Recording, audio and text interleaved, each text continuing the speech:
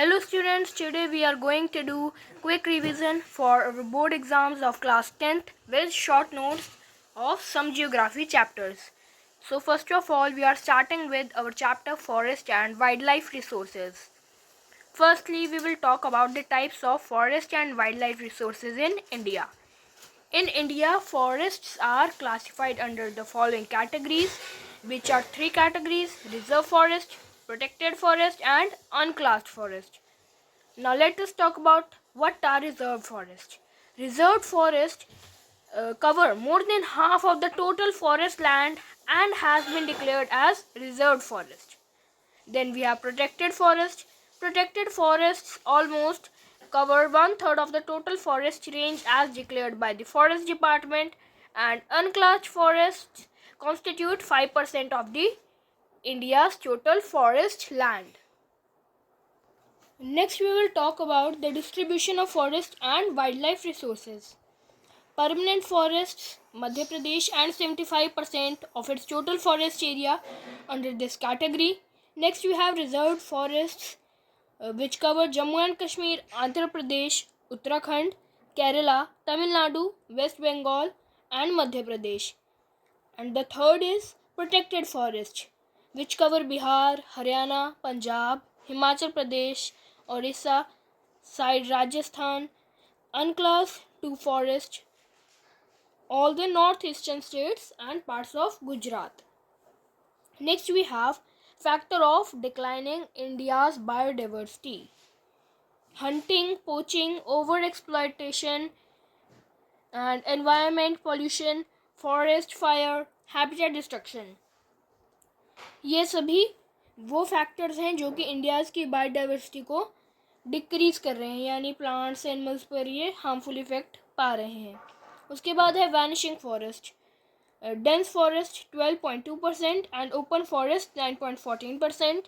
Mangrove forest 0.14%. Forest over in the country is estimated as 7942 million hectare. For example, 24.16% of the total geographical area. Next we have the regions of deforestation in India. We have expansion of railways, expansion of agricultural activities, mining activities, colonial period, large-scale river valleys projects, expanding industries, urban economic, mining, grazing, fuel wood collecting, etc. Forest conservation adopted a new forest policy in 1952, which was further modified in 1988. National wide forest conservation policy and forest management under the forest, 33% of the geography area in any country. Wildlife conservation in India. In the 1972 Wildlife Protection Act, to provide protection to the endangered species and to provide large support to the conservation area classified as the National Park Wildlife Sanctuary, there are 104 national parks, 551 wildlife sanctuary in our country as of 2019. Next, Project Tiger implemented in 1973 in some national park, Corbett National Park, Uttarakhand Sundarban National Park in West Bengal, Bandhavgarh National Park in Madhya Pradesh, Sariska Wildlife Sanctuary in Rajasthan, Manas Tiger Reserve in Assam, Periyar Tiger Reserve in Kerala. Community and conservation. Sariska Tiger Reserve in Rajasthan. The inhabitants of 5 villages in Alwar district of Rajasthan have declared 1200 hectares of forest as the Bhairo Dev Dakar Sanctuary. Sundar Lal Bhaguna start Chipko movement in March 1974 in Uttarakhand. Beej Bachao Andolan in Tehri in Uttarakhand. Next we have joint forest management programs, that is in short abbreviated as JFM, in 1988 in the state of Odisha. Flora and fauna, normal species, endangered species, vulnerable species, rare species, endemic species and extinct species. Next we will do chapter agriculture, under which we will study about the types of farming. Types of farming: primitive subsistence, intensive subsistence and commercial farming. In primitive subsistence, we will first of all write primitive subsistence farming, also known as slash and burn agriculture, milpa, known in Mexico and America. These are the different names of slash and burn agriculture which are known in different countries. First one is milpa, which is known in Mexico and America. In Venezuela, slash and burn agriculture is known by conuco. In Brazil, it is called roca. In Central Africa, it is called mesol. In Vietnam and Indonesia, it is called ray and ladang respectively. It is basically the small patches of land which are cleared after doing their agricultural activities, and it is done with the help of primitive tools like hoe, dough and sticks with the help of family labor. Next we have intensive subsistence farming, which has area of high population pressure on land. Then we have commercial farming, which uses HYB seeds, chemical fertilizers, plantation agriculture for profit. Next we will talk about cropping patterns. There are three types of basically cropping patterns, which are Rabi, which is a winter crop, Zaid, short season, and Kharif, summer crop. Rabi crops are sown in November and harvested in December. They are sown in November and December and harvested in March and April. Next we have Zaid, short season crops, which are harvested in March or April and are harvested in June or July. Next we have Kharif crops, which are sown with the onset of monsoon, June, July to September, October. Next we will talk about some important crops with the temperature, rainfall, soil, labor and area. Firstly, we will talk about rice. Up 25 degrees Celsius, rainfall 100 centimeter, soil alluvial, labor maximum found in Punjab and Haryana.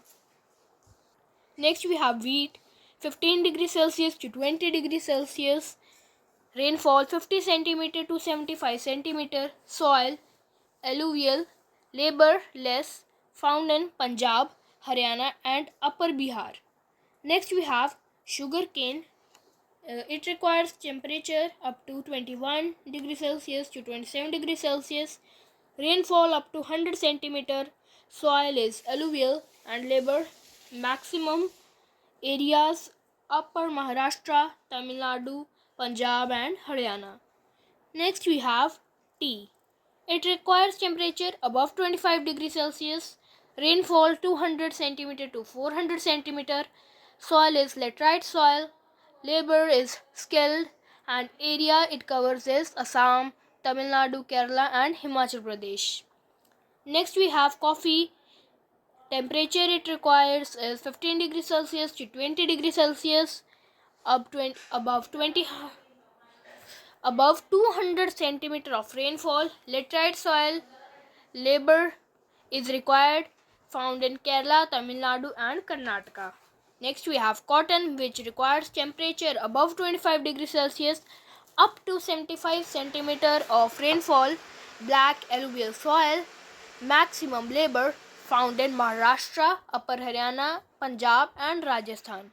Next we have jute, which requires temperature above 25 degrees Celsius, rainfall up to 100 centimeter, soil is alluvial, labor needed is maximum and found in Bihar, Assam, Odisha and Meghalaya. Next we have is silk, which is obtained by sericulture, mulberries in China.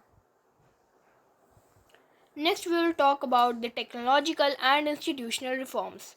Abolition of Zamindari, land reform, first 5 years plan, 1960s to 1970s, the Green Revolution, White Revolution, Operation Flood.